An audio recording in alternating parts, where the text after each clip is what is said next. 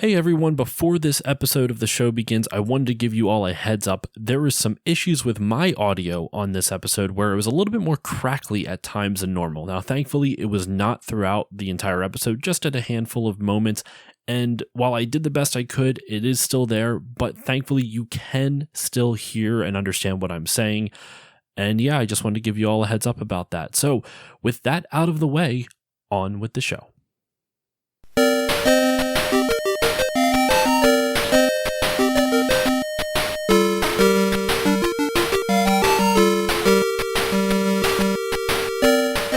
The Still Loading podcast is brought to you by the wonderful people over on Patreon. Amazing people such as Stephen P., Mr. Biscuits, Gilmer, Kevin from the Bit by Bit Foundation, Charles M., and Eric H. have been wonderful enough to support the show over there on Patreon. So if you would also like to get your name read at the beginning of each episode, along with a bunch of other goodies, go over to patreon.com/stillloadingpod and check out everything there is to offer.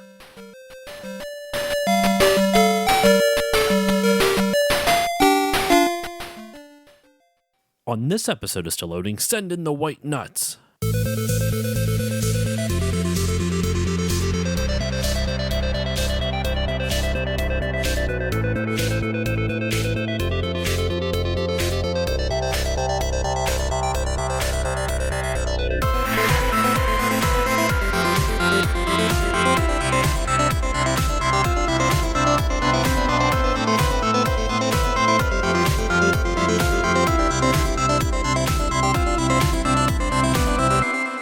Hello, everyone, and welcome to this new episode of the Still Loading podcast. I am your host, Josh Koval, and today's episode is a patron poll topic.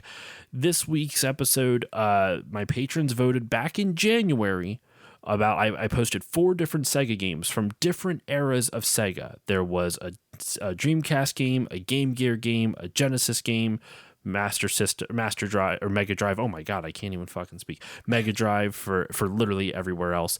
And the Sega Master System. And the Sega Master System game won. And that game, if you couldn't read the title, is Zillion. And joining me today to discuss this relatively unknown game. It's a popular game amongst Sega Master System fans, but to the gaming public at large, not a lot of people talk about this. And we're going to start off with our first-time guest here from the YouTube channel, TigerChainsaw. Tiger, TC, how are you doing today? Doing great. It's just nice to hear that the Master System won something. It's, some smart Patreons there. Yep, actually, I was about to say all like 6 of them, but you know what? I shouldn't make that sound like it's a bad thing. Those are 6 wonderful people, so shout out to those patrons who voted. I can't thank you enough. But yeah, man, thank you for coming on. And the other guest joining us for this episode is returning to the show from actually another Sega topic from the Streets of Rage episode, Coury from My Life in Gaming. Coury, how are you doing today? Hey, thanks for having me back. I'm excited to talk about some Zillion. Zillion and those white nuts, as we heard so much about at the beginning of the episode. Well, we'll get into all that, listeners. Don't you worry. We're going to be talking about nuts this episode. It's going to be a good time, I promise you. So normally I would go into our personal histories, and I am planning on doing that. But since Zillion isn't a game that's on the tip of everyone's tongue, it's not a series that most people have even heard of, I figured I should at least give a quick overview of what this game is, what system it was for, when it came out, and whatnot. So Zillion was a Sega Master System game. It originally came out in Japan on May 24th, 1987. I want to say it was for the Sega Mark III, correct? In Japan? Mm-hmm. Right? Yeah. Which, for those who don't know, I did actually a Sega SG-1000 video. Oh my gosh, I'm not a YouTuber, I'm a podcaster. An episode with Bill from the Gaming and Collecting podcast back last year. And Sega, actually, their first home console was the Master System in North America, but not the first system overall. There was the Sega SG-1000, which came out literally on the same day as Nintendo's Famicom, which we got to know as the Nintendo Entertainment System, and it received a lot of iterations, unlike the Famicom. There was the SG-1000 Mark II, or SG-1000... XG2000. I'm blanking on all the iterations. Do you guys remember what the iterations were? It's SG1000, and what's after 1000?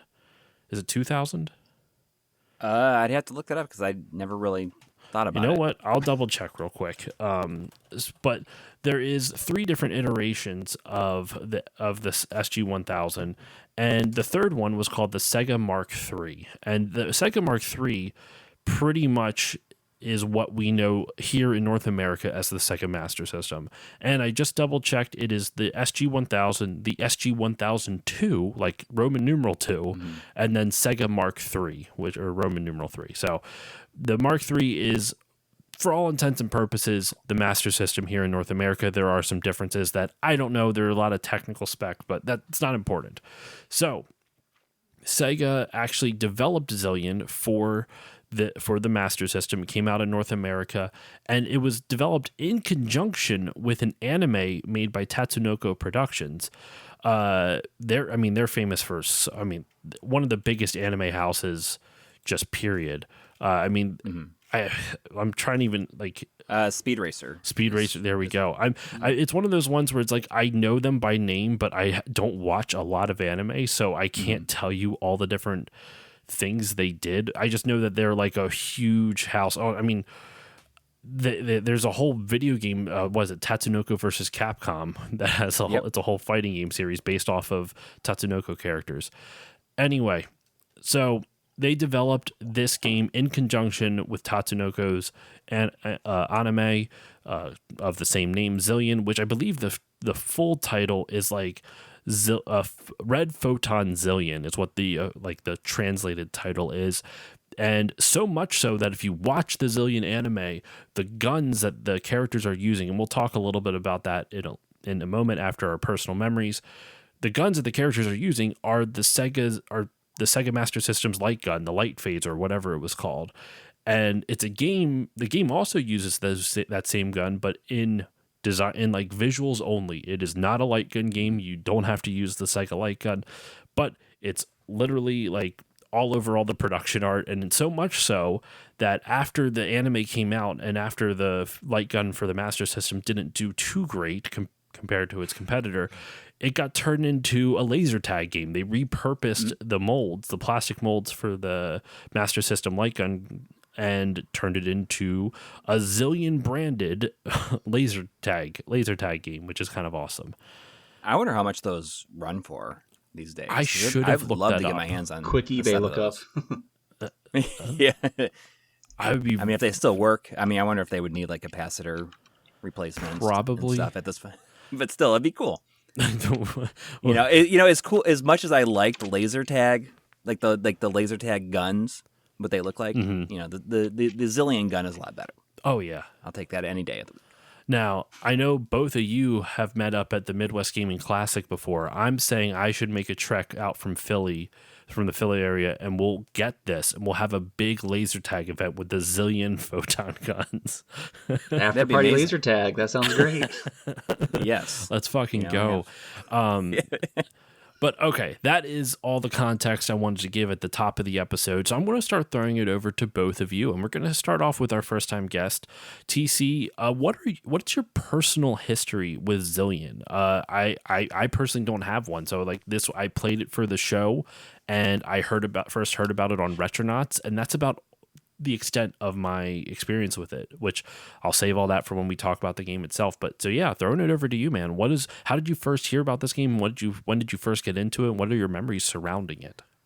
So I was not the cool kid on the block with the newest video game console. I was kind of born into the Sega Master System. At that time, all my friends had like an N64 or a PS1. So even at that time, the Master System was a little bit outdated. Mm-hmm. And so I had about 12 to 15 games for it. And Zillion was one of them. And I just remember, like, you start the game up, and this guy is pointing a gun at you, and it goes off. And first off, like, the character graphic is huge on the screen, which is something that was pretty uncommon for games back then. Mm-hmm. And then the music just hits you. It's like dun dun dun dun dun dun dun dun dun dun dun dun dun dun dun. And it's like, as like a 10-year-old kid, you're blown away by that. You're automatically sucked in. And so that's when I first knew that this game was a lot more special than, say, like Reggie Jackson Baseball or other games that I had on the Master System. And so I played that game a lot growing up, and I was never able to beat it until I became an adult. But I'm amazed you beat it at all.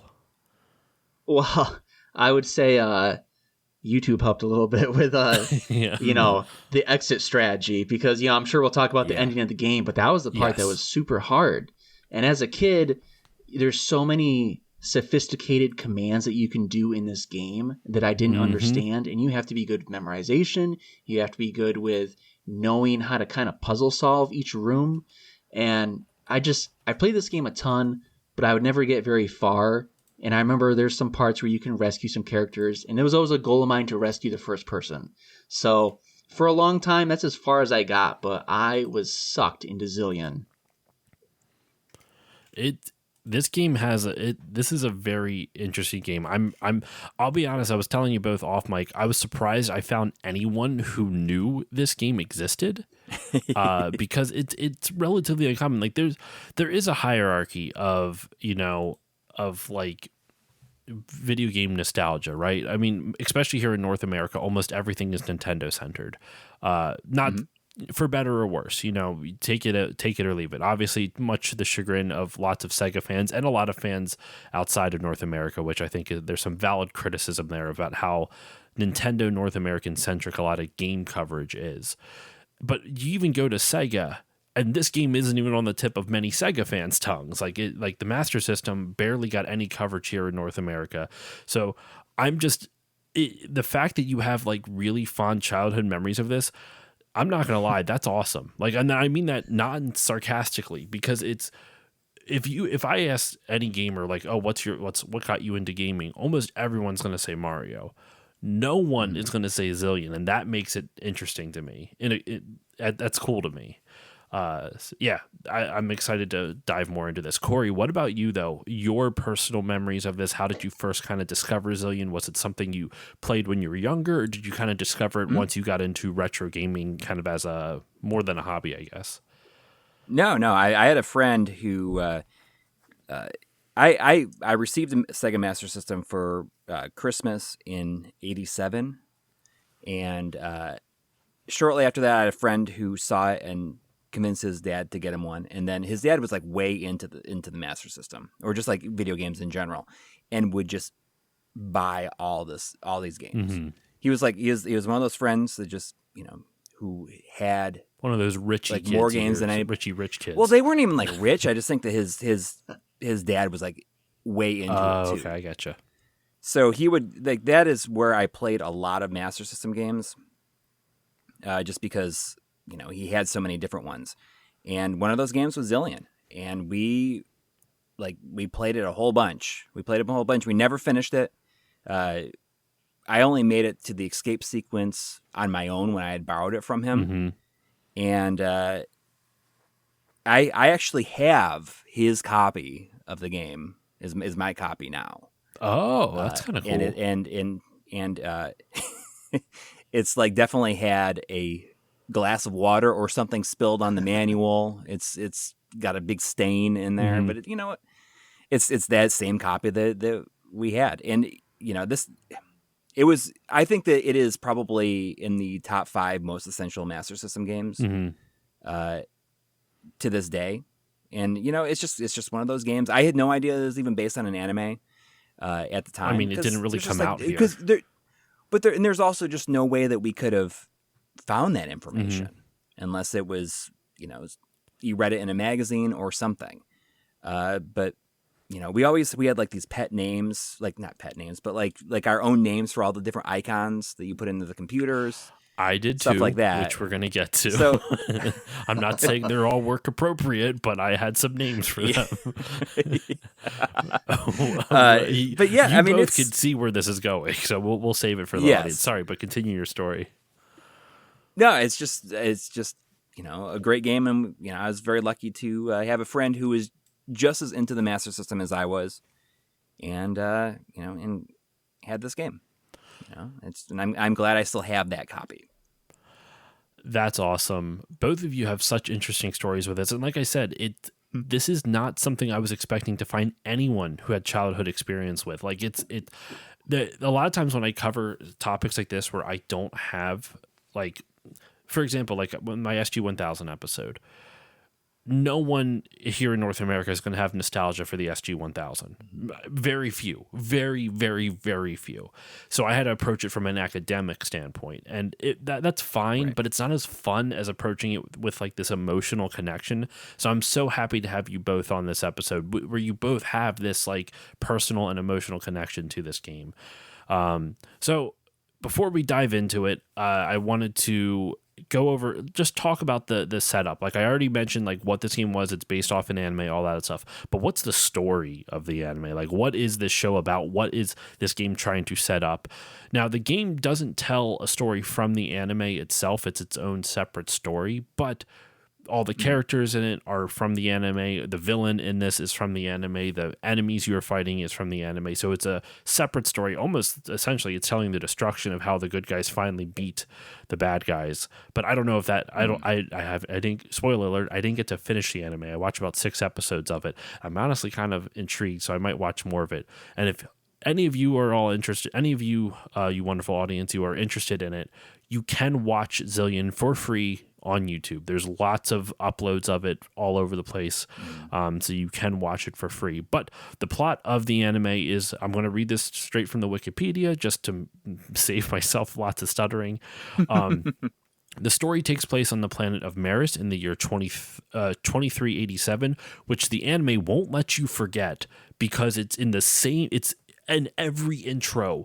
The between the theme song and this context, it's 2.5 minutes of the 24-minute episode is dedicated to just the intro, to the theme song, and to this little bit of information. They have to tell you every single episode, hey, humanity expanded to this planet called Maris, and now they're under attack from this other civilization named Noza. I don't know exactly, like, I'm reading the from Wikipedia. It's spelled Nohzas, but it looks, I think you just pronounced Noza. Or how did you guys pronounce it? Nozas? Well, I did Norsa. Norsa? Yeah, Norsa is what it's called in the US version. Okay. Of the Master System game. Yeah, there's a lot of different, mistranslations because there was no like real localization teams behind any of these at the time. One of the biggest mistranslations is in the manual where they have Apple as a guy instead of a girl. That happened a lot. Like like the same thing when they like in Phantasy Star on the Master System, like they call Noah he and she like throughout the game, like at different times. That's interesting. I did not. I've been meaning to get a copy of the original Phantasy Star because I've never played a single Phantasy Star game. So I've been wanting to actually dive into the series at some point, and of course cover it on the show. But they're RPGs, so they might take a little bit, and they're older RPGs, so they might be a little bit hard to figure out. Anyway, you should play the Switch version of the first one. Oh, it's a lot more approachable. Is it on the Genesis Online, or is it on the Nintendo Online? Do you buy it? It's one of the Sega Ages. Okay. Like it has a whole like auto mapping system built into it and all this other stuff that makes it a lot. So there's lots of quality of life improvements to it. Yep. I will have to do that then. So yes, it takes place on the planet of Maris in the year 2387. Around this time, the Norris, what did you say it was in the manual? Norsa. Thank you. Because in the anime, like I said, it's Nozas or Nozas, whatever. So we'll just go with Norsa because that's easier to say for me. Around this time, the Norsa civilization, led by Empress Admis, which on the anime, that's a dude's voice. I don't know if that's like if that's like just it is what it is. She is still an empress, but she just has a deep voice, and that's fine. But it doesn't sound like an empress. In any case, this is where it gets heavy.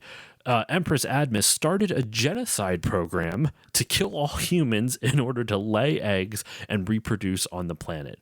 Then, 3 mysterious guns dubbed the Zillion weapon system appear, and 3 teen soldiers, JJ, Champ, and Apple, are chosen to wield them as a task force called the White Nuts.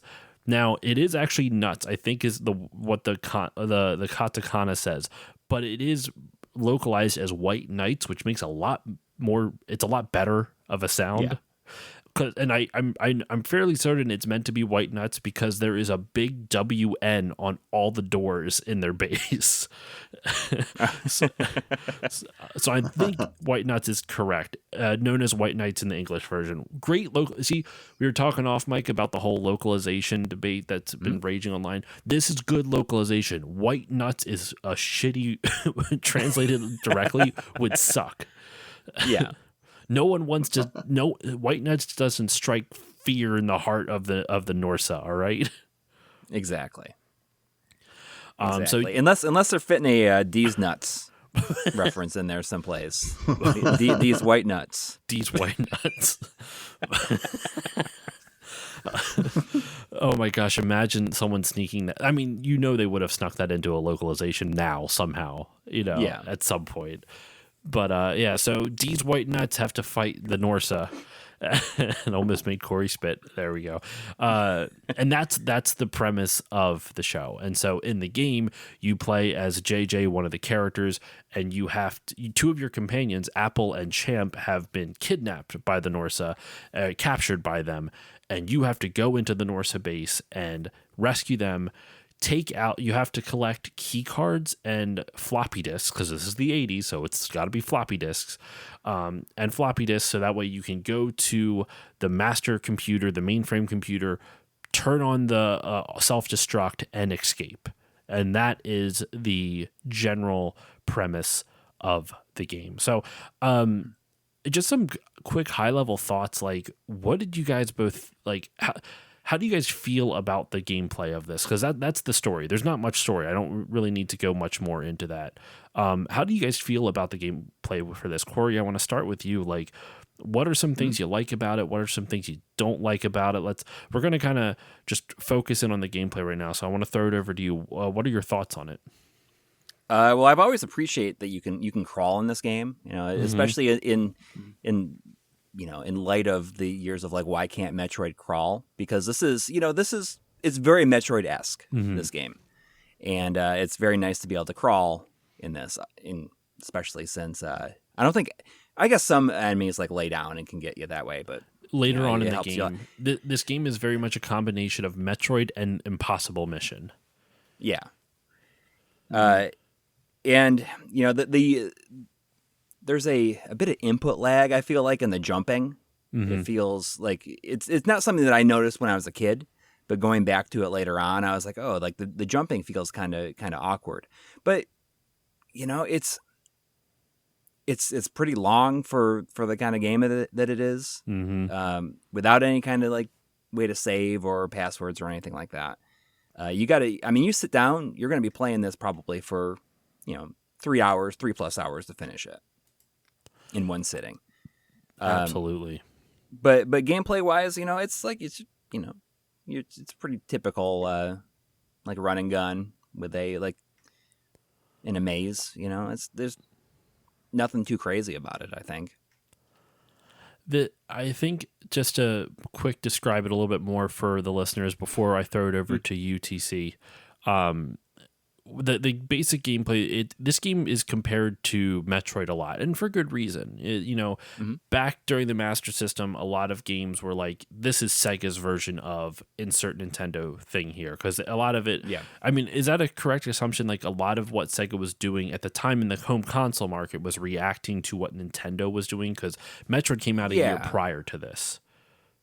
Yeah, this had to have been in development to an extent, when Metroid came out.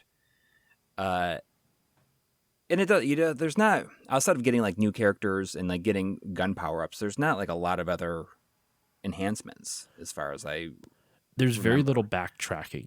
There is. It's an exploratory game until you got to go through the whole thing. I mean, the backtracking a little bit rough in this, in my opinion. Like Metroid does it a little bit better because there's a little bit more like interweaving or interconnecting sections. But TC, what's a quick overview of your thoughts on the gameplay and just things you like and don't like and whatnot? I think Impossible Mission definitely laid the foundation for this game. You can clearly see a lot of influence of that game to this game.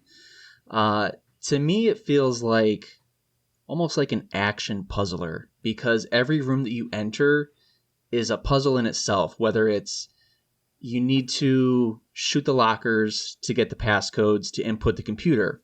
If there's laser turrets or motorized floors, you can shut those off by inputting different codes, and you can figure out, the exit to that room. Mm-hmm. Later on in the game, it gets a little bit more confusing because then you have the characters of Apple and Champ, and they both bring different abilities that can progress you further into the maze. Apple can jump higher. Champ has a better gun that can shoot lockers that you couldn't shoot before. And so there's a little bit of backtracking, and you can always tell when you're getting further into the game because the background of the room will change color. To me, though, it's such a game of, it gives you a sense of exploration. And every room, you just don't know what's going to happen. Is there going to be a bunch of Norsa soldiers in here? Is it going to be a bunch of turrets? Is there going to be nothing? And I have to figure out what makes the exit appear. To me, it's a lot of trial and error as far as the gameplay goes, but it's addictive. But like Coury said, once you kind of get it, you can beat it within 3 hours. Yeah, and that's a long time for like a one sitting. Yeah. If you can find that time, like as a kid, that's fine. But as an adult, like, ugh, I don't know. You know what I really like about this though is I really like that you start out on the surface of the planet. Yeah. And then you go down into the maze. I always like that kind of intro. It feels like you're going into the enemy base. Yes. It also makes it a little bit easier to track the map, like that you can, and once you get to like the third level, because there's like 3 different tiers. There's like the top tier, the second tier, and then the third tier where like kind of like it's not where the the mainframe computer is, but it's where I think Champ is at. Excuse me, and also a bunch of your power ups and whatnot. But at least that first section, it makes it really easy to mentally track everything. You don't have to necessarily write everything down like you would in Metroid or something, where Metroid, it's almost a necessity to map it out for you. In this, it does become one, but it doesn't. It kind of eases you into it versus Metroid, it just throws you headfirst into this giant maze. I feel like this kind of eases you into that maze-like aspect a little bit. Do you guys agree with that? Yeah. Absolutely. Yeah, and you can always reset a little bit because once you go into the maze, you can go back to Amy, who's on the main ship, and she'll heal you. And then you can just go back and progress a little bit more and keep doing that if that's what you need to do. And if you go back to right away, she gives you a key card right off the bat. Oh, does she? Yeah. It doesn't make a big deal out of it, but it shows up in your inventory. And, if you play on the Master System, you actually have to press the pause button on the console in order to see your inventory because there's no pause button. I mean, there's a pause button on the game, but it's a little different. But yeah, if you want to see your menu, you actually have to hit the pause button on the Master System console. The bane of my existence is the pause button on the Master System. Bad design idea. I like no ifs, ands, or buts. Yes. It's a poor design choice because then you have to sit next to your console the whole 3 time feet away if you want to pause. Yep.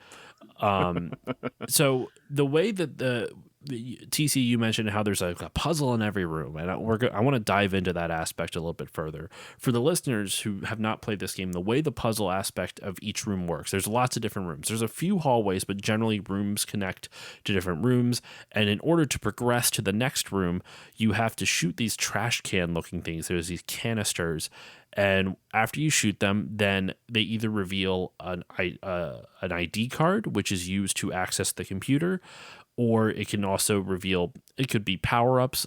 You get power-ups if you find little Opa Opas from, Fantasy Zone and whatnot. And Opa Opa is in the show, but as like a little side character. He's so annoying. That it doesn't do much. It's just there. One note I did have from the anime, just with the 6 episodes I watched, just in speaking of that. So like we said, there's 3 different characters, JJ, Apple, and Champ. JJ is kind of like the not narcissist, like headstrong comedic relief. Like he just rushes in, doesn't think of anything. Apple's kind of like, she's the girl that won't take shit from anyone, but she's also a little bit like, she's cute and whatnot. And then Champ is like, he's like, the stoic one. He's the guy that is, he looks cool all the time. That motherfucker gets shot in every episode in the arm. Every single episode he gets grazed in the arm, and then he's fine. Like he goes, oh my god, and then after like 2 minutes, he's just cool again. I just remember I was watching him like he got shot again. Does no one else get hurt in this? In the like, JJ is the one that like runs in without thinking the whole time, but Champ's always the one that gets shot for it. It's like, come on, man, like stop doing this to him. And then of course Apple doesn't take his shit, but we'll get to those characters have different stats in this game, but if you find all the power-ups, all the Opa-Opas, they all kind of even out. The only thing that really changes is what their base stats were. So whoever had the better original base stats will be the best character in the game. And it is possible to beat the game without rescuing either of them. I mean, I've only played as JJ the whole time because I kept leveling up, and I'm like, I don't feel like starting from a lower attack and like jump over. I didn't feel like doing it. So you can do it even if you don't have Apple to jump higher to reach certain ledges? Yes, if you find enough power-ups, you can JJ can jump the same height as Apple, but Apple can do it natively. So if you don't find the power-ups associated with it, you need Apple to do the higher jumps. I think I played the game completely different than what you guys did because I don't remember any power-ups. I just remember rescuing... I remember the power-ups, but I always thought it was like the just the gun stuff, because the power-ups, isn't it just like it looks like a little pile of gold kind of? No, that's your health. That would bread. heal you. Oh. So Opa would like level you up and I think even provide extra lives. Okay. And then the pistol would upgrade your gun power. But the more power-ups you got, you can like JJ can do the high jump eventually, but you need to find enough power-ups for it. I'm gonna have to double check what exactly. You know what? So you didn't rescue either one of them. You just you blew up the base. Well, no, I did rescue. I should have. They were But you just useless. didn't use them. I never used them. You're like, go back to the ship. I'll handle it. I mean, pretty much that's what I did most of the time. But actually, so the way I beat it, I don't actually count it as beating it, and I'll explain why when we get to it. But I'm just real quick. I'm going to look up the manual just to make sure that I can tell you like what the power-ups were, like what they were actually used for.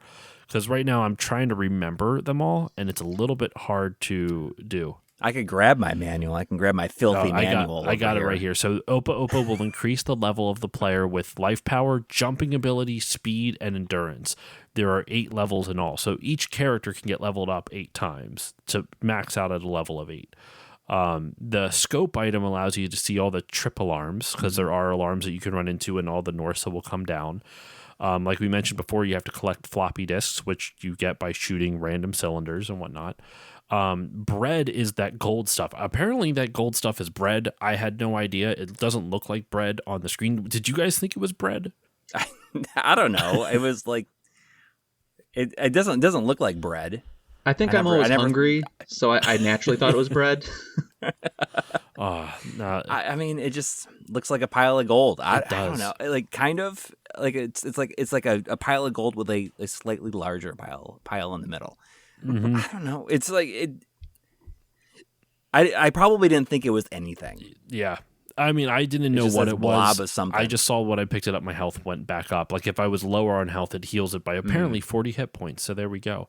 And the other thing you can get from those capsules are ID cards. Now, the way ID cards work, and I think this is important to bring up, is ID cards allow you to access the computer terminal, and there's a computer terminal in every single room. That's part of the puzzle that we were talking about and figuring out how to open the door to the next.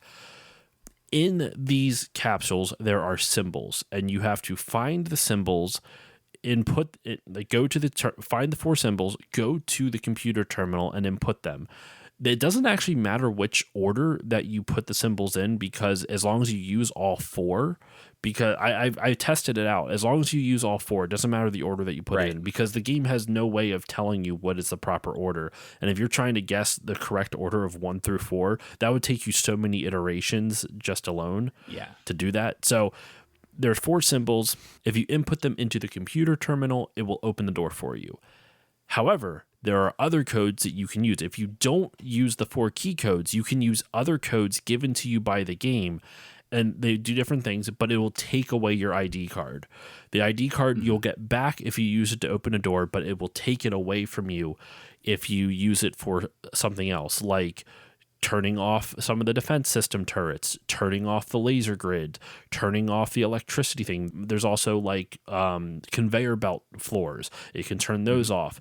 So you have, by collecting the ID cards as you go through the game, you have to kind of use this economy the game gives you of knowing what should I use my limited amount of ID cards for in order to progress through this game.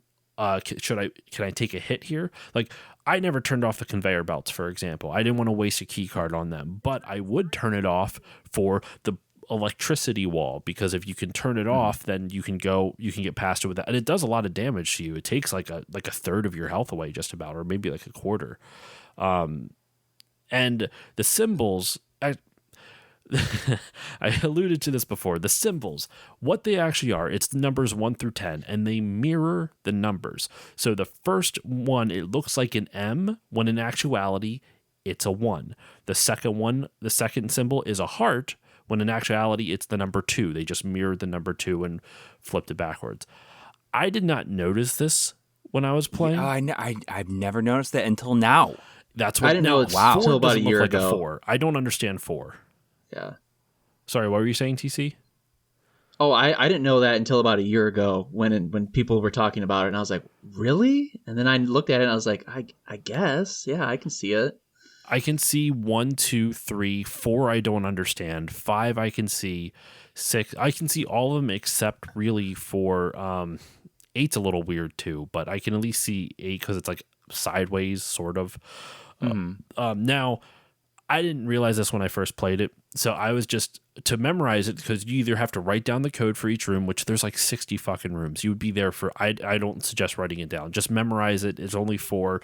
You can just move on to the next room, right? Because you never have to input it again. It's like a 1 input and done. Once you unlock a door, and it's different every time you play. Yes. So what I was doing, I would just repeat it, but I didn't know what these were. So the 1 I would call an M. The 2 I would call a heart. The 3 I would call an 8. 4 was just a U because it looks like a U.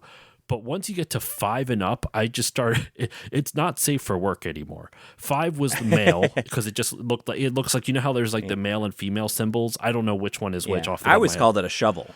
I always said it was a shovel. That looks a lot better. 6 was just 69. It just looks like I called 6 the fountain. Fountain, yeah. Man, I said fountain for that one. I went 69. Apparently that's where my mind was at. 7 was just hips because it looks like a waist, a little groin at the top. The 8 was just sandals. It's because it looks like a pair of sandals. 9 I called sperm. I'd say that those are trees. Man, all you guys are a lot. I'm apparently the asshole. You know what? you were the kid. I was 9. Okay, So, that's fair. That's fair. I played this as a 34-year-old man. Yeah. You were the kid in a math class that would write like 8008135 and be like, "Hey, what's this read backwards?" Yep. Oh yeah. Yeah, I know what you're talking about. That I feel like everyone with a calculator did that. Turn it upside down and whatnot. Now, I'm so happy my wife never walked in when I was playing this, because I'm sitting in my room, saying it out my loud, game probably. room by myself, going sperm 69 male heart, and then I would input it, and then next room over, hips sandals male symbol you, and like just go repeating these things to this mantra to myself. I can only imagine if someone walked in and I'm just like yelling these things at my TV. Yeah, the 4. I always called it. We said it was a harp. I like that. I think a harp is a lot better than you. But you know what? You guys are much more creative than mine. I went straight for like. My mind is blown. I have to admit that I had no idea that that's what they were. Yep, that they were numbers, and that makes it seem so much easier. There's much easier. There's a command in there where you can commit suicide, and I don't know what the purpose of that would be. Neither do I. Did you ever do that, Coury? Thing I think of, would it take you back to the beginning? Yeah, I know that there's like random things. like that, but I don't remember if like why you would do that. I don't know. Just turn off the game, right? But then you Reset lose the your game. progress if you. There's the reset button. That's how you can reset the game without having to get up and pause, like get to touch the system. I guess. I guess so. It is really weird. Yeah, there's a whole bunch of commands that just there. What is it? Hold on. I can bring the list up here.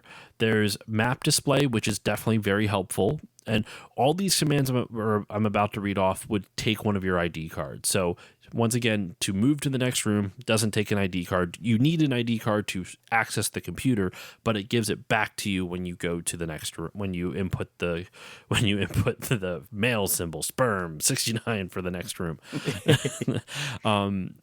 But the other commands, map display, laser barrier stop, sensor stop, moving walkway stop, autogun stop. Then there's 2 different warps that'll warp you to different sections of the area you are, because once again, there's 3 areas. There's base explosion, which you can only use on the mainframe computer. You can cancel the explosion.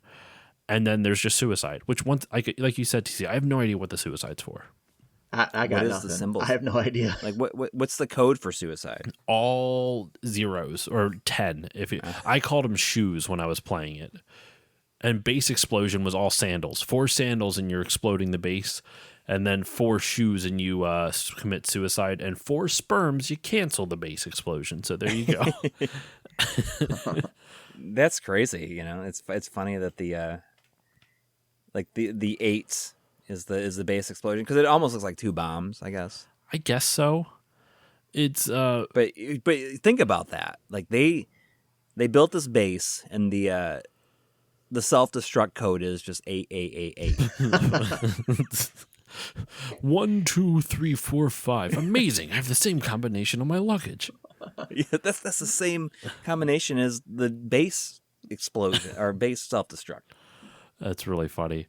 But yeah, so you have to explore each room to find these different codes. And what did you guys think about this mechanic? I think so. This is the mechanic that's the crux of the game. The rest of it is dodging enemies, which you dodging or killing enemies, which you have more powerful blasters and you can do it. But this is like the crux of the game. What are some things you liked about this? Do you think this was a good mechanic? Do you think it was bad? Like, what are your thoughts on this in general? I don't know. Does any of you have go ahead, Coury? I thought it felt like just, I guess, ahead of its time. It made it seem like there was a lot more to the game than just being an action game. You got to use your brains too, or just like your memorization skills. And I think that's an aspect of it that is probably aged the best out of everything, except for the music. The music's my favorite part, but I think that it seems like there's a lot more to the game. It makes it seem like there's a lot more to the game than most other games on the system at the time. What about UTC? Your thoughts on it? Yeah, that's a great point. I do think that the game has aged pretty well with that gameplay aspect, and I think that aspect really separated Zillion from a lot of other games of that generation. You're not just blasting enemies away. There's a thinking aspect to it where there's spurts of action, but then there's 5 minutes of figuring out the room of, do I gamble and go on the motorized floor and jump over the electric field and dodge the turret, or do I use the ID card and blast all the lockers and get the code? There's a bit of thinking that goes into it, and I think that's the part that really stalled me when I was about 10 years old, and I was like, I'm giving up. I just can't blast my way out of this. Well, it makes it seem like the game is so much bigger than most other games, I think. Like it really helps expand like the scope of it, I think.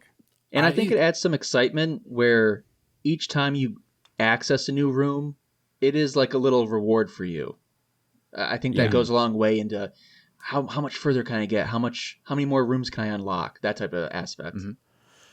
I think from when I played it, I like the idea of the gameplay. I wish it was implemented a little bit differently. I don't want to necessarily say better, but I want to say a little bit differently. So what I mean by that is, let's start off with what I like. One, I like how when you enter the room, it's exactly what you both said. It's a puzzle. Almost kind of reminds you of like the Mario versus Donkey Kong series, where like you have that single screen thing, or like maybe Donkey Kong 94 or something like that, where you have this single screen thing and you have to look at it and be like, okay, how can I solve this puzzle for this screen to move to the next one? Early in the game, there's not really that much puzzle elements to it. It's just, it's very minor puzzle elements. Do you want to use an ID card and take the hit, or do you want to, or use an ID card so you don't take the hit, or do you want to move through the electric field, or whatever? Do you want to, like you said, TC, turn stuff off and use a key card, which there are limited amounts of. Like, you can run out of them if you're not careful with it. And the things that you turn off, like the electric field I keep referencing, will turn back on if you're not, like, regardless. So you have to be quick when you do it. So I like that aspect, though, of like you get on a screen, and in general, there are some times where it's not like this, but in general, there's not enemies that are going to assault you like right away. You know, it's not like you have to you move onto a new screen and you're just getting bombarded with shots. That does happen, but generally you're pretty safe for most of them. But it has kind of a stealth aspect to it because of that. A little bit. You know, where you sneak around and you can't hit like the sensors, alarm like lasers. Sensors. Yeah. No, you're right, and I like that aspect of it. Where I kind of have an issue with it is that there's too many rooms. There are so many rooms, and this mechanic isn't interesting enough to repeat for like 60 rooms and have that be the core mechanic of the game. There are hallways that you will explore, but the hallways are boring in this game. They're not like I'm not trying. You kind of have to compare to Metroid because they're definitely not the same. They just have a similar type of approach to like. Metroid is a lot more backtracky. This requires some backtracking because once you get the stronger Zillion weapon, then some of the lockers that you couldn't shoot open before because they were too tough, now you can. And you can get either other power-ups, or you can get other either Zillion upgrades or floppy disks or whatever you need. And there's a total of, I didn't mention it before, there's a total of 4 floppy disks. There's 3 blue ones and a red one, and you need all of them in order to self-destruct the base. But yeah, so I like that the puzzle aspect of it. I wish there wasn't so many of them.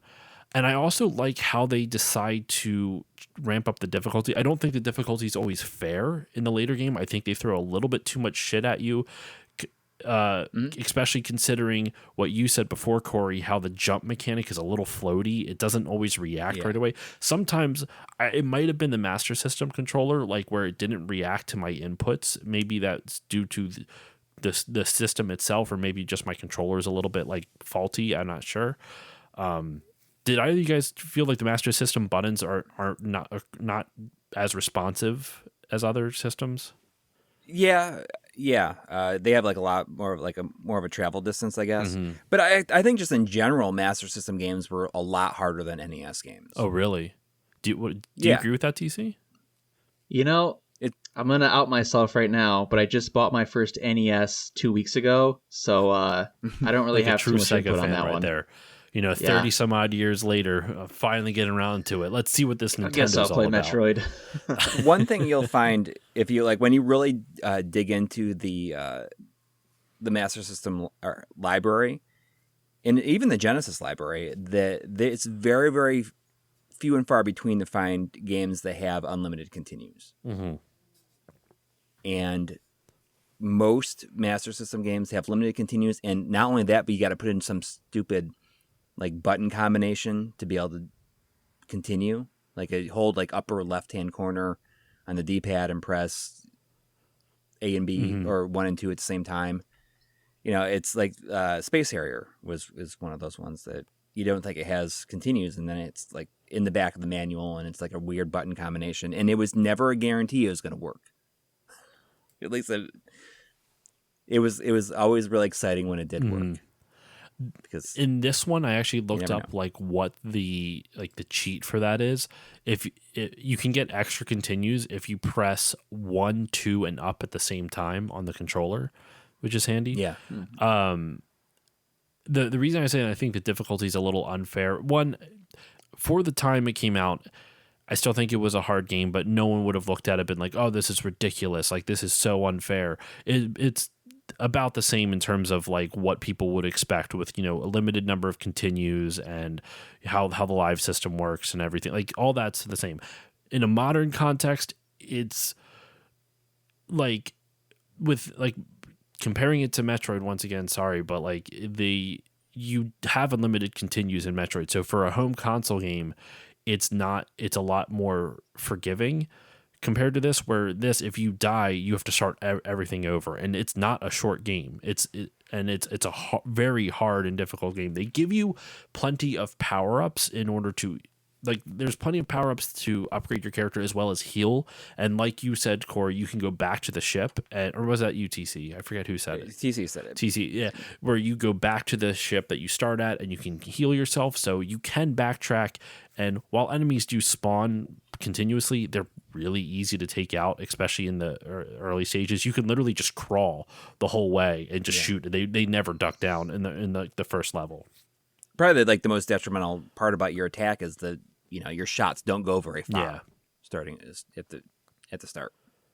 But like what Coury was saying is that each time you do play the game, the codes are different. And so even if you die and you restart, you don't, all the codes that you wrote down, you can't just breeze through each room. You have to redo every single one. Mm-hmm.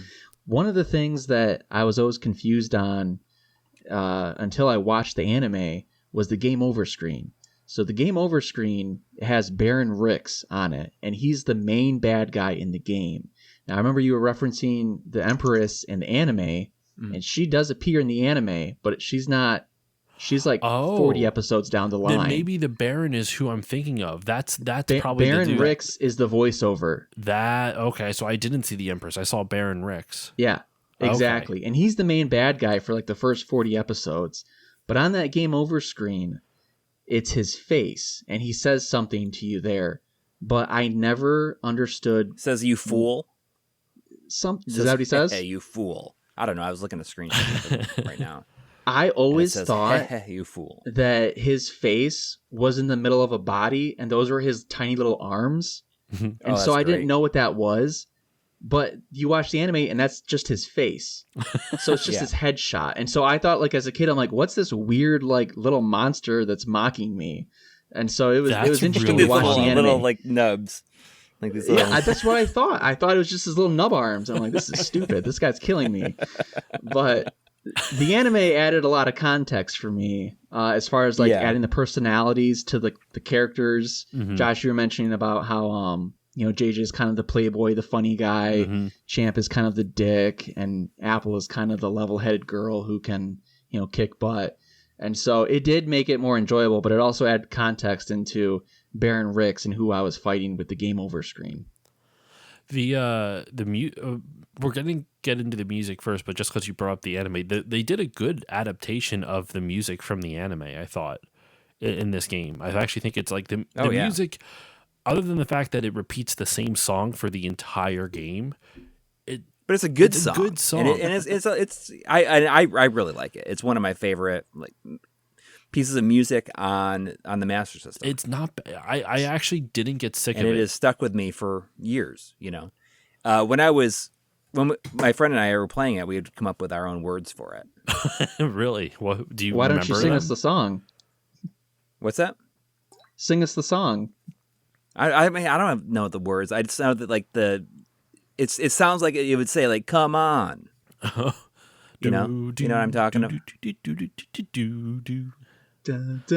No, not the title screen. I'm talking about the the actual in game when you as soon as you go down to the into the base. Okay, yeah. Oh, okay. I can see that. I could hear that. Come on, come on. Yeah, I could totally hear that. Oh, yeah, I get it now. Yeah, I can see that, or I can hear it. We'll get into the visuals and music a little bit more. Well, I mean, I don't know how much more there is to say about the music at least, but we'll get into the visuals in a little bit and the rest of the aesthetics as well.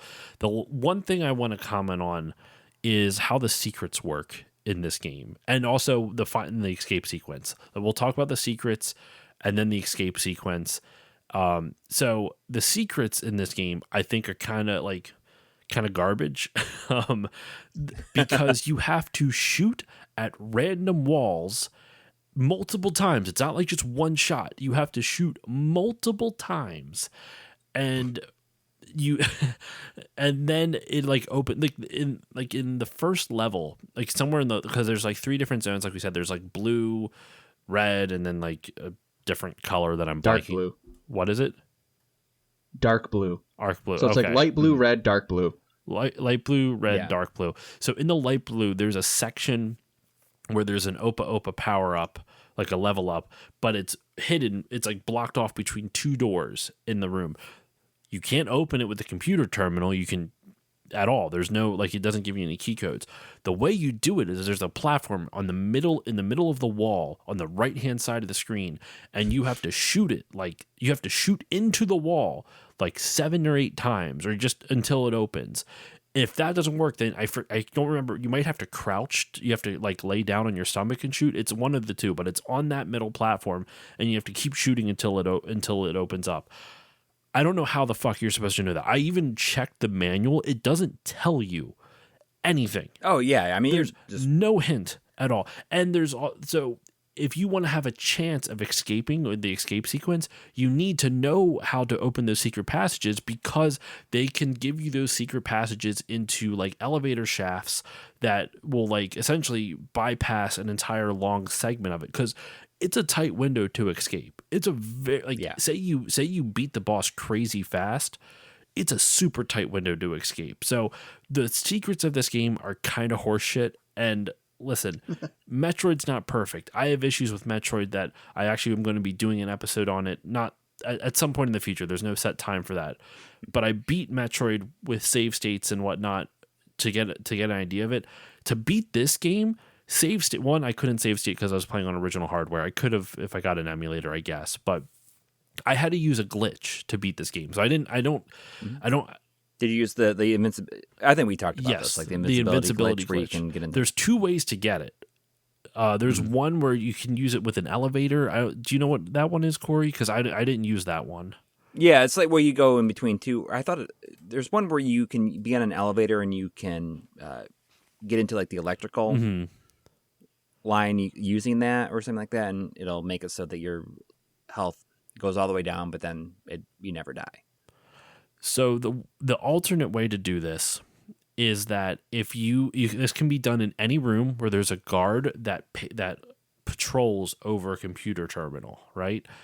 You need to basically, once the guard is in between you and the console, basically if the guard is right on top of you, right as you go into the computer terminal menu, which when you do, the whole game pauses. It's not like the enemies can attack you while you're in the computer terminal menu. But if the enemy overlaps you right and you so he's hurting you right when you get on top of that computer terminal and you enter it in, you type in the suicide code and it kills the enemy and makes you invincible. That's insane. That doesn't sound like a glitch. That sounds like a intentional. I guess so. I've never heard of this before. I looked it up. I didn't, obviously I did not figure this out on my own, but I beat the game that way because you can just nothing hurts you. You can hurt everything else. The only thing is that when you do this, the pause button doesn't work anymore. So, I mean, but at that point, you don't need the ID card. You don't need to worry about the ID card economy because you can just go. You can just look for all the different key codes, input them into the thing, and then into the computer terminal, move on. Like you don't have to turn off traps or anything because nothing hurts you anymore.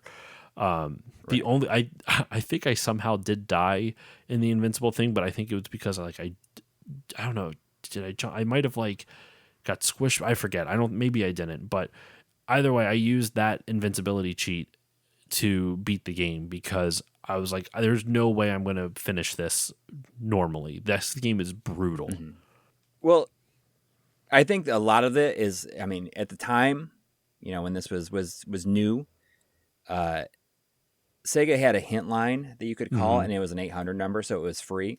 And a lot of times they would send you a multi-page pamphlet. Okay. They had all kinds of hints and stuff like that on it, and it was kind of just a walkthrough of sorts. And I'm pretty sure they had one for Zillion. It probably had that shortcut on there. I used to like call Sega all the time. There's a dude I've been wanting to get on the show. He's on Twitter as Since Spacies. I don't know what his real name is, but he was a Sega counselor. The Australian guy. He's an Australian dude. He was a Sega counselor. I think he'd be fun to have on the show just to ask him like, what was it like working for Sega in Australia too? Well, I mean, I could talk about this. I have they used to like write me letters and stuff. Like I have all this stuff from like different Sega counselors from back in the day. That's so cool. It's kind of crazy, like the amount of stuff that I have, and I wonder what a lot of these people went on to do. Did they sign their name? Yeah. Oh yeah. I mean, a lot of them have. Do you have any from John Sauer? No, I know that name though. That's okay. He was the Master System project manager, and then he later went on to become a Sega counselor. And I'm like decent friends with him, and so I was curious if he this wrote would you a been letter. Like I should look through and see, but I'm pretty sure that I do not have anybody with that name. But perhaps I could give you other names, and you can mention those names, because this was, like 88, 89 or so. One thing's for sure, they probably all had mullets. Yeah. Oh yeah. That would be a really fun idea. I mean, it would be a lot of work on your end, but that would totally be a really cool, like, My Life in Gaming video where you would track down the Sega counselors of your youth and like interview them and whatnot. That would be kind of that'd be a good idea. There you go, free episode idea. Copyright you. I'm not taking credit for it. I mean, it sounds like a lot of work. But yes, that'd be really cool. I think it'd be kind of fun. I mean, maybe even if I just put the information out there, perhaps people could bring me information without me having to like do a lot of legwork figuring it out. Share this episode a whole bunch, and we'll see if any Sega counselors out there will listen to it. Yeah. I love the idea. A while back, I did a video with Chris from Classic Gaming Quarterly, and we were doing a magazine read through of the first issue of Sega Visions, and I talked about the stuff that I would get from game counselors. And there's some, I shot some footage of the different letters and stuff because I still have all that stuff. That's so cool. Yeah. I mean, I'll send you some. I can send you some photos and stuff after we're done recording. If you I would love to check it. I've mentioned this type of idea on the show before, but I have major misplaced nostalgia for like counselor, like like calling in a tip line for whether it's Nintendo or Sega or otherwise. So I'm a little bit younger. I am old enough I could have gotten Nintendo Power as a kid and all that other stuff, but I was born in 89, so like I missed out on pretty much everything with the NES, everything with the Master System. I could have technically had a Super Nintendo or something like that, but I never really never really got to experience any of this. So when I hear these stories, I feel so nostalgic, even though I never experienced it. Misplaced nostalgia. It's nostalgia that I never got to experience, but for some reason when I hear it, I'm like, ooh, that hits my nostalgia button right in there. Hits it right in the nostalgia.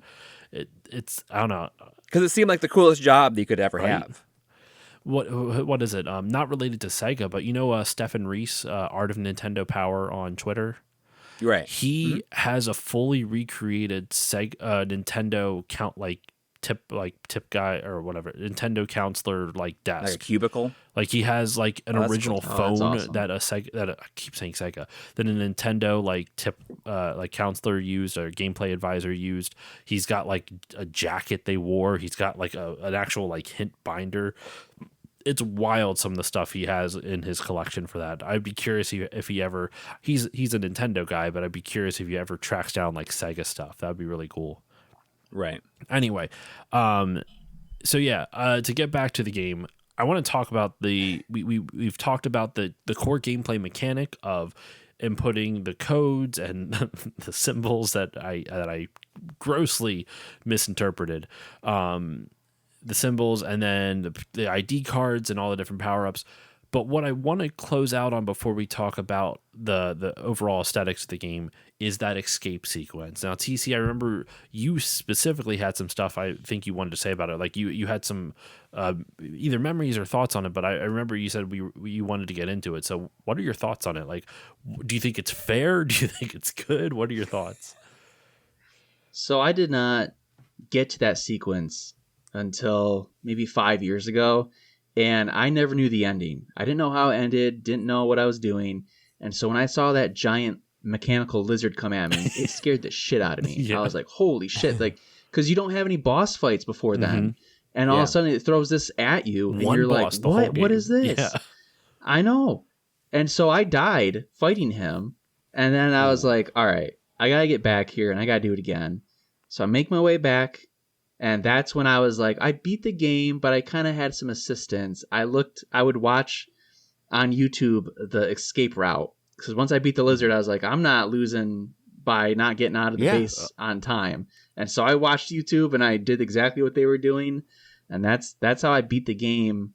But yeah, it's an interesting mechanic that they threw in there. I always wish they had. I'm a huge fan of boss fights, and so I wish that there was like maybe a special general of the Norza army in each of the sections that you could, fight, or a room that had a tough enemy, just so you weren't so caught off guard when this giant lizard comes at you.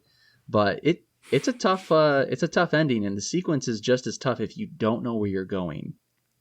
Yeah. It because especially that first time you're like, oh my God, I got to do this. And it's terrifying because it's not fair and it's not good. No, it's especially not good because the boss isn't and that's even like good. Like, and it probably is taking you like 4 hours or more to get to that point. And some of the most difficult platforming segments, period, because some of those like late stage, like dark blue area rooms are so difficult. They have, I don't think we really emphasized it when we were talking about it, but some of those extra obstacles, it's not just laser, like electricity walls and conveyor belt floors. There's like automatic turrets. There is obviously alarms that if you trigger it, a bunch of Norsa soldiers will drop into the room from the ceiling or wherever, running from the sides. And when you get to that end of the thing, you have to be dodging bullets and all this other stuff while opening the lockers or containers to get your code so you can fight your way over to the computer terminal, which is most likely behind an electric wall in the first place or some shit like that. So maybe actually they're not that unfair. They never give you something. They always give you a way that you can work around it without taking a hit if you are good enough, but it is very difficult. And like we said, there are not really any continues. When you die and you lose a character, if you rescued someone else, it jumps to the other one before it counts as a lost life or a wasted continue, which is handy, but it's still extremely difficult. I'm sorry, I feel like I cut you off, TC. No, that was it. I just was airing out my grievances about this unfair boss that ambushes you, and it's just an interesting little mechanic they threw at the end of the game. Just to by interesting, you mean it sucks. Yeah, it sucks. It's not kind. It could have been much better. It's the kind of thing that when it happens, there is a moment where you think, I'm never going to play this again. Yeah. And I think what's super frustrating about it too is that, like you said, Coury, it is a long game, and so you get to it, and the boss itself, it's not that interesting. I don't remember how hard it was, but I can't comment on how hard it was because, like I said, I was played with the invincibility cheat, so I just stood there just shooting at him. But the pattern that he throws at you isn't that complex. It's just like high and low shots. You jump over a shot, crouch down for the high shot, jump over the low shot, crouch, all the meanwhile getting shots when you can. But the problem is there's a timer. And so even though I didn't have to worry about it, I had a maxed up Zillion, I didn't have to worry about taking a hit. I barely made it. I think I made it out with like 30 seconds left, which that's not a big window considering that I breezed through the boss fight. I didn't have to, because the timer starts when the boss fight does. So that's crazy. That's a crazy tight window considering I had the easiest route possible. I didn't even have to dodge an enemy, the bosses. I didn't even have to learn the boss's mechanics. I could just shoot it down really fast. So the fact that it took me all that time and I only had 30 seconds left and I took some of the shortcuts that I had opened up, that is a super tight window. This is probably the closest thing, in all honesty, more than I know I've brought up Metroid a bunch. This is probably the closest parallel to Metroid in the entire game. Mm-hmm. Yes, there's backtracking and whatnot, and where once you get more powerful Zillions and you can get different upgrades and whatnot. But like, it's not very. It's Metroid inspired up until that point, but not. It doesn't really feel like Metroid. It's its own thing. It feels like its own thing. This is the only part that really feels like, well, Metroid has an escape sequence in a similar type of game, so we're going to do it, and it just feels a little half-assed. Just because the boss isn't that interesting and the time limit's way too bullshit.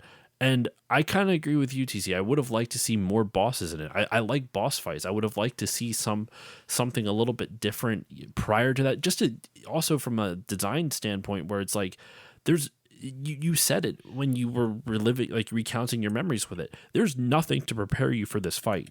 There's no mechanics that the game has taught you that really like prepares you for how to deal with this boss.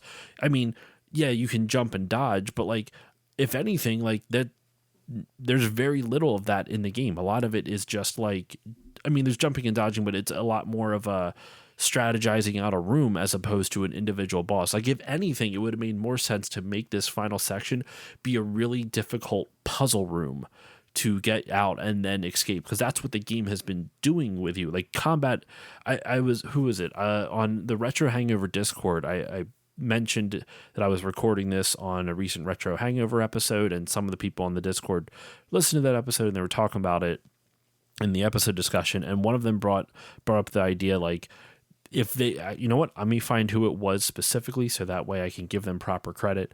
But while I'm looking that up, what they said was that they wished that the game would have focused on combat and stealth, or less on the combat and stealth. Let me find the actual thing. So this is from Disc Chimera on the Retro Hangover Discord. If the game would have focused more on the shooting and stealthing and less on the spending 2/3 of the playtime noting down passwords, then they thought it would have been a little bit better. I agree, in all honesty, with that, because there's too many rooms. Like the puzzle mechanic is a really fun and interesting idea, just implemented a little bit too frequently, and I wish it would have implemented a little bit differently. Like I said, I wish that they maybe not focus so much on just constantly dodging traps, maybe, or if that is the case, give you better responsive controls for it, or design the traps around the controls of the Master System where it's not quite as responsive. I felt like you needed a lot more twitch reflexes with this, you know? But that's something that they were figuring out at the time. You know, there's just no way they would have known, like, oh, well, it's just going to work, you know? I mean, obviously they knew that the password stuff was not like what people wanted, because they have none of that in the sequel. That's actually a good point. I've not played the sequel. Is the sequel very different from this? The sequel is just a straight up run and gun and auto scrolling shooter. It's not great. And it was, the sequel was very disappointing to me when I first played it, which is, right around the time that it came out. The idea behind it is cool, but the execution leaves a lot to be desired. I think my one last gripe too with the final sequence is that you fight a mechanical lizard. Like, that has nothing to do with Baron Rix. Baron Rix has been taunting you this entire time, and you don't even see him in the game. And I thought that was kind of a lame throw in. He'd shoot him once, he'd be like, wow. That's, he'd dive with one hit. Exactly. So yeah, I don't know what they were thinking with the design of that, but I don't know. It was kind of lame in my opinion.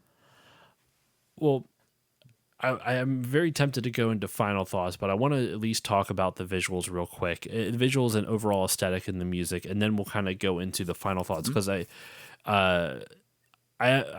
have a couple things I want to say about my overall feelings on the game. We've talked a lot about it, the gameplay and whatnot, but let's talk real quick, though, before we wrap up with, like I said, the aesthetics. I think this game looks great for it's super colorful. It's a really, pretty looking Master System game, though the sprites for the characters are a little, goofy, with the running animation, but they're big. And everything. They are big. They're big sprites. They're colorful. The music is great. The music's really, really good. I wish there was a little bit more visual variety in terms of the zones and everything, but other than like, but at the same time, it's like a military, like sci-fi base. So I kind of understand, Yeah. excuse me, the aesthetic they're going for with it. I just wish it was a little bit more visually interesting, but the visuals Well, that are on there, I think are nice. The visuals peak at the very, very beginning of the game. Yes. With I was just going to say that. You know, the overworld. And even has like a little bit of parallax scrolling. I was going to say, yeah. You know, it's not true parallax because the way that the Master System would do it, it would redraw the background over and over and over again. But yeah, I mean, it's like the overworld looks great, and enjoy that green because that's the last green you're going to see. It's all blue and red. Like the outlines of, especially in the second level, which is the red, it's just red with silver outlines as far as the eye can see. Yeah. Like even when Amy heals you and you get like the heal beam, it's very colorful and sci-fi-ish. And like you guys were talking about, like the overworld of the green scenery, it's really gorgeous to look at, and you got that music going. I mean, it pairs really well together. I just wish that there was more of it. I wish there was more of a segment on the overworld. But I get it. I get that you go inside the base. But it's a really early game on this system. When you think about it, you know, it is impressive what it was able to do for being so early in the game's lifetime, or in the system's lifetime, and also at a time when a lot of the games coming out on the system were arcade ports, and this is a completely original game on the system, which was really, really good. You know, it was more rare, I guess. I mean, I didn't even think about it. So the original the Mark III came out in Japan in October 1985. So this game came out a year and a half into the system's life cycle, approximately. And if you're going by North American dates, this game came out less than a year into the system's life cycle, because it came out on the Master System was released in North America in September 86. This game came out in, what was it? I want to say June 87, May 87 in Japan, and November 87 in North America. And the anime came out a month prior in 87. So like they used that synergy to come up. It came out in April 87 or whatever, something like that is when the anime first released in Japan. So yeah, I didn't even think about that. It really is like, if you're looking at the dates, October 85 to May 87, that's only a year and a half. That's really early in the console's life cycle. And it looks good. I wish there was more visual variety. You know, they could have done more, but who knows what their development timeline was like. You know, it could have been a number of reasons there wasn't as much visual interest in it, but I think where it lacks in visual interest, I think it makes up for in just variety of rooms. Like I said, I wish there was less rooms, but there is a lot of variety in those rooms in terms of gameplay, and the visuals kind of back it up. And I also wish the music, while fantastic, I wish there was more of it and different than just like 2 or 3 songs.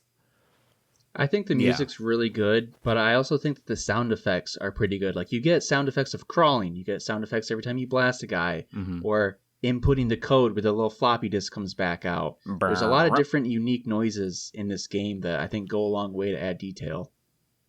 Yeah. And then you have that little like the doot doot doot doot doot doot doot doot doot doot. Zoop.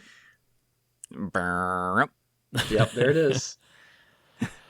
All right. So I want to wrap up this episode by just kind of final thoughts about the game. I know this game means a lot to both of you, so I'm gonna have you guys get the final say on it. For me, with someone without the nostalgic attachment to it, this game really feels like it is a hidden gem on the Master System for sure. Maybe not. I shouldn't say hidden gem. I feel like hidden gem, it has to be hidden to the people who are fans of the system. And I feel like people who like Master System know this game for sure. It's a hidden gem compared to other games into the gaming public at large. But in any case, I think it's a game with really interesting ideas with a very flawed execution. I think it's got I like the gameplay idea and the gameplay loop. I just wish it wasn't quite as repetitive. I wish there wasn't 60 rooms that you have to do the same thing over and over and over and over again. Like, you get really tired of having to input those 4 codes so many times. And plus, since it's an exploratory game, you're going to be backtracking and searching and doing a whole lot and going through the same gameplay loop multiple times. Even if you don't have to open the door, you still have to deal with the same traps over and over and over again. If it was if they were going to keep this design, I think it would have been a little bit better linear in a weird sense. But at the same time, it gets rid of that would ruin the charm of the exploration. The exploration in this is actually kind of fun.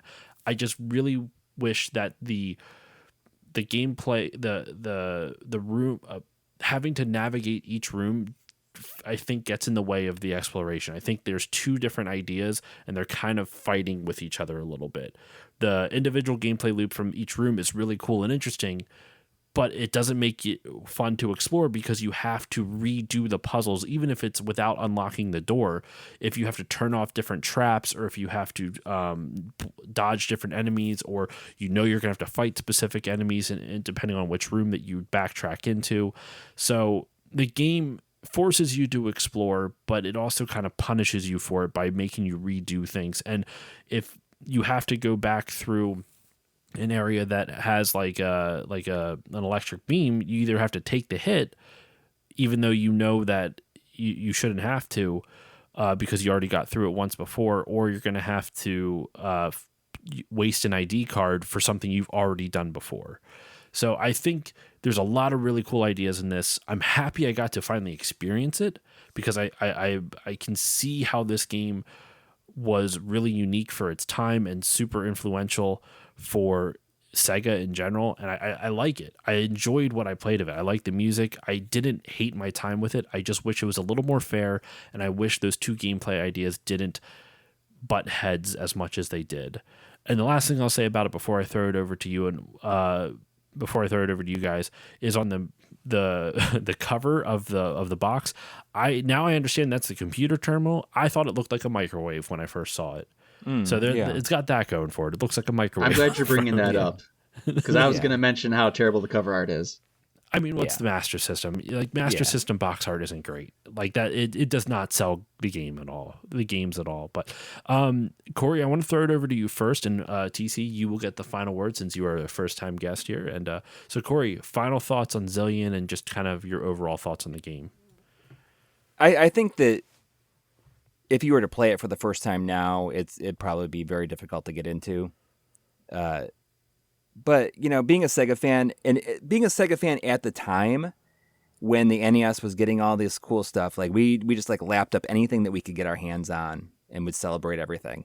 And one of the things I thought about with this game and many other Master System games is they all kind of like created this sense of synergy with like characters from certain games appear in other games. Mm-hmm. There's like, and this was like kind of a good like central point for that, because you have like the light phaser in this, and you have Opa Opa in it, and it's just kind of a cool, like it feels like a Sega game. Yes. And it's a Sega game that has characters making appearances from like other things, characters, or even the light gun. Just having. I think that even at the time is a really cool thing. It makes you feel like it's kind of like that thing where, like, if you are into something and it's all of a sudden it gets connected, it makes you feel part of a bigger community almost. Would you say it's like that? Mm-hmm. Yeah. Oh, for sure. But even as a kid, it didn't click with me until a little bit later that the Zillion gun was actually the light phaser, because you never actually see the gun. Like the shell of it. You only see the insides of it. So when I found out, like, it might have been even like years and years later when I saw like something from the anime, like a screenshot or something, like, oh my gosh, like that's the Zillion gun is the light phaser. Like, I just never realized that, because you only see, on the title screen, you see the gun, but you only see the shape of it as a silhouette. You just see the like the rainbowing effects on the insides of it. But I mean, I just think that that's kind of a cool thing that a lot of Sega games, especially on the Master System, really did that sort of thing where they brought characters would show up, like especially like Opa Opa, because you think about how systems have mascots and stuff, and the Master System really had a lot of mascots. Like with Alex Kidd, but also like Opa Opa was definitely, maybe even in more games, was like the Mario in a way, making like little cameos and a bunch of different things. But I mean, I don't think that people coming into this for the first time are going to be like find anything revolutionary about it. But at the time, Sega fans, they would take anything that they could get, and to get something that was as good as this, and something that stays with you for as long as it has, like for me at least, it's something special, and it is a essential game to have on the system. Now, before I throw it over to UTC, one final thing I want to bring up, I just remembered when I was doing research for this, just thinking of like people who have experienced this before. So on Wikipedia, you can usually find links to like reviews, like especially like on the Wayback Machine or something like that. I couldn't find any on the Wayback Machine itself, but there is one review cited, and I think this is a bizarre connection to movies. Gary Whitta in August 1991 wrote the review Knights in White Satin for the Games Machine. Gary Whitta, if it's the same Gary Whitta, which I'm pretty sure it is, he went on to write Rogue One and Book of Eli. And Book of Eli. Yeah. I mean, he wrote for PC Gamer. Yeah. Magazine. When I saw that, he's the only one credited. In fact, he gave it a 76%, 76 out of 100 back in the Games Machine. He's the only person that, at least on Wikipedia, is credited with a review of this game, which I think is kind of funny. Yeah. But anyway, sorry. That was just a fun fact. I didn't know when else to bring it up. I wanted to bring it up real quick because I found it amusing. So, TC, throwing it over to you. Final thoughts on Zillion. Sure. So I think I'm going to echo pretty much what you guys already said. I think Zillion, if I had to say one word about it, it's just unique, but it's also community building within the Master System community and within Sega. You look at the Master System, it's a bit of an underdog and underrated console itself. And then you look at Zillion, and it pretty much, that's the game. It's underrated and it's underappreciated. But once you play it, you kind of join this club of appreciation for it. You're like, oh, you've played Zillion? That's actually a pretty good game. So that's kind of how I feel about it. And besides the terrible cover art and the terrible ending, I think the meat and potatoes of the game is really unique, and it's just something so different for that time.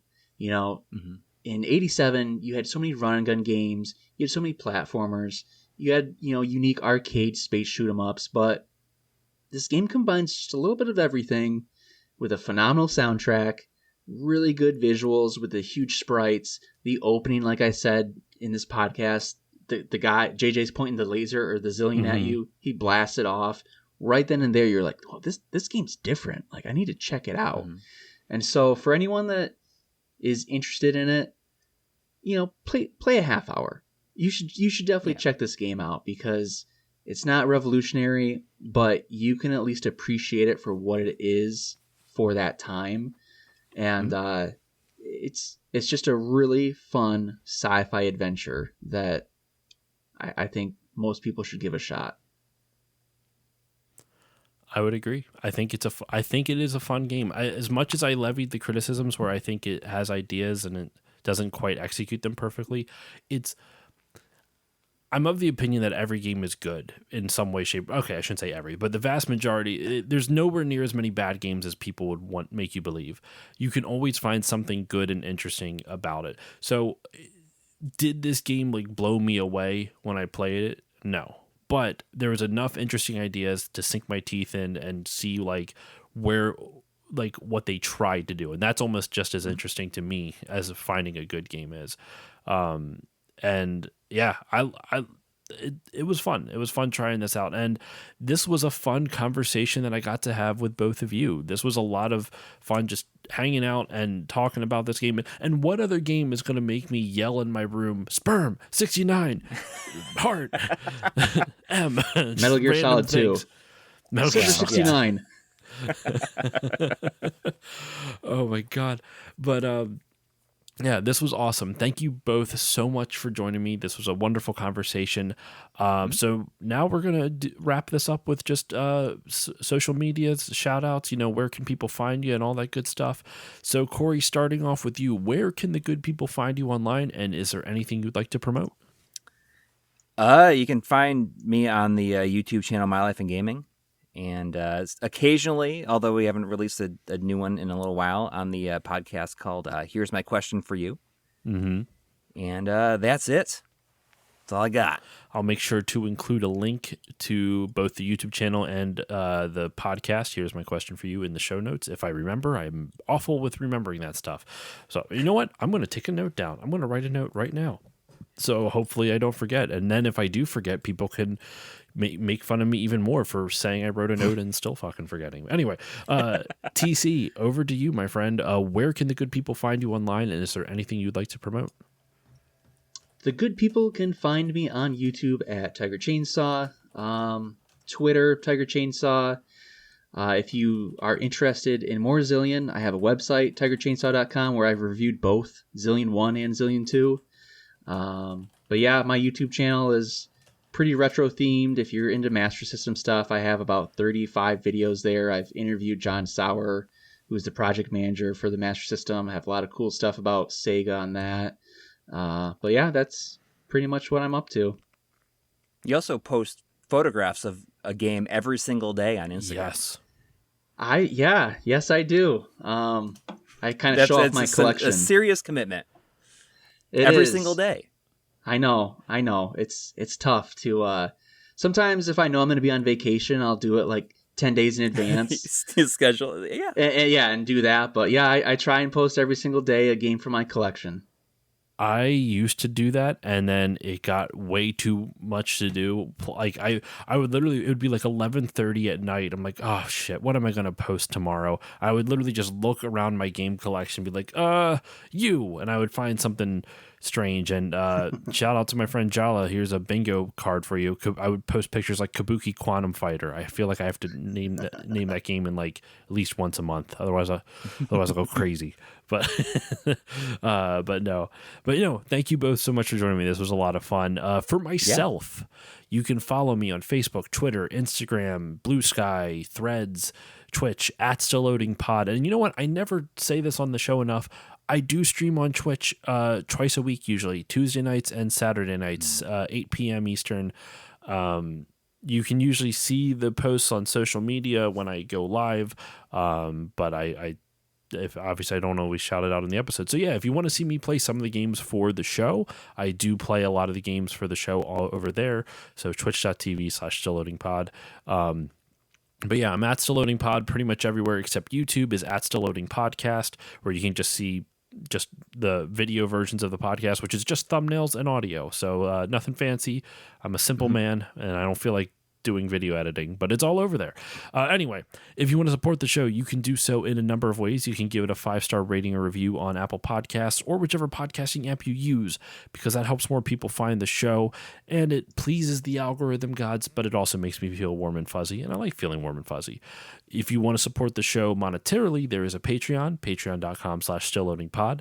For $1 a month, you get all the episodes a little bit earlier with better audio quality, as well as access to patron voting rights, which helped choose this episode. So if you like this episode and want to continue to guide the direction of the show, I do quarterly polls over there. And actually, by the time this one comes out, one should have just wrapped up. So we'll see. I actually haven't even picked the games that I'm going to put up for there. So we'll see which 4 go up and which one wins. For $3 a month, you'll get everything I mentioned prior. Plus, you can get your name read at the beginning of the episode if in the patron shoutouts at the beginning of the episode.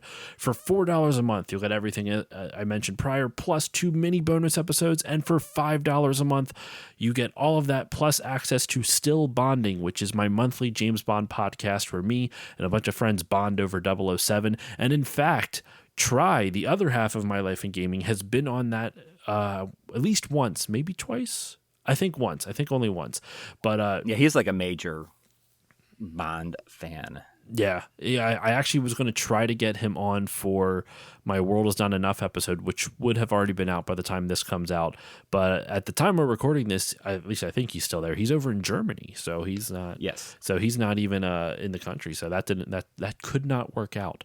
But that's all good. So yeah, patreon.com/stillloadingpod. That is it. That's all I got for you on this episode. Thank you all so much for joining me. Coury, TC, thank you once again for coming on. Yeah. Thank Thanks you for so much for having me. And with all that said, listeners, I will see you all next time.